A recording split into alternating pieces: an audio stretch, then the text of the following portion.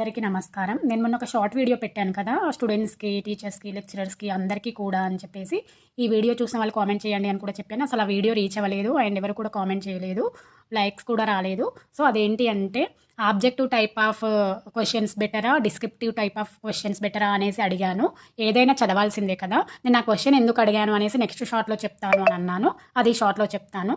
ఎగ్జామ్స్‌లో ప్రెజెంట్ ఒక పేపర్ వచ్చేసి నేను ఆల్రెడీ మొన్నటి వరకు చదివినటువంటి అంటే లాస్ట్ ఇయర్ వరకు చదివినటువంటి కాంపిటిటివ్ ఎగ్జామ్స్‌కి సంబంధించినటువంటి ఎగ్జామ్స్‌కి చదివాను నేను గురుకులం ఎగ్జామ్స్‌కి. దానికి సంబంధించినటువంటి చాప్టర్స్, యూనిట్స్ మ్యాక్సిమం కవర్ అయ్యాయన్నమాట. అయితే ఒకరు అడిగారు మా క్లాస్‌మేట్, "చదివారా మేడం" అంటే, కొంచెం పర్లేదు మేడం మొన్నటి వరకు ప్రిపేర్ అయినటువంటి టాపిక్సే ఉన్నాయి" అంటే, "అది ఆబ్జెక్టివ్ టైప్ కదా! అది ఓన్లీ ఆబ్జెక్టివ్. ఇది మొత్తం గుర్తుపెట్టుకోవాలి కదా!" అంటే, ఆబ్జెక్టివ్ మాత్రం ఎలా వస్తాయి చెప్పండి? మొత్తం చదివితేనే కదా గుర్తు పట్టాలి. సో, ఆబ్జెక్టివ్ అయినా, డిస్క్రిప్టివ్ అయినా కూడా ఖచ్చితంగా కూడా చదవాల్సిందే. చదవందైతే రాయలేం కదా! అది ఆబ్జెక్టివ్ టైప్ అంటారా?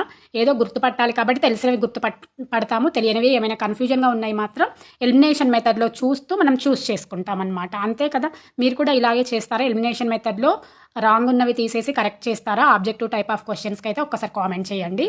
అలాగే ఆబ్జెక్టివ్ టైప్ ఆఫ్ క్వెషన్స్‌లో అయితే తెలియనివి ఏదో ఒక ఆన్సర్ పెట్టేస్తాము. నెగెటివ్ మార్క్స్ లేకపోతే. కానీ నెగెటివ్ మార్క్స్ ఉంటే మాత్రం ఖచ్చితంగా భయపడాల్సిందే. మార్క్స్ పోతాయి కరెక్ట్ చేసినవి కూడా. బట్ డిస్క్రిప్టివ్ ఎగ్జామ్స్‌లో మాత్రం ఖచ్చితంగా చాయిసెస్ లేకపోతే అన్నీ కూడా అటెంప్ట్ చేయాలి కదా! నేను అందుకే ఈ వీడియో చేస్తాను అని చెప్పాను. ఒకళ్ళు అలా అడిగారు. సో, ఇది బెటర్ కాదు అని కాదు. ఏదైనా కూడా కష్టపడి చదవాలి, ఇష్టపడి చదవాలి. ఇదండి వీడియో. వీడియో నచ్చితే లైక్ చేయండి, షేర్ చేయండి,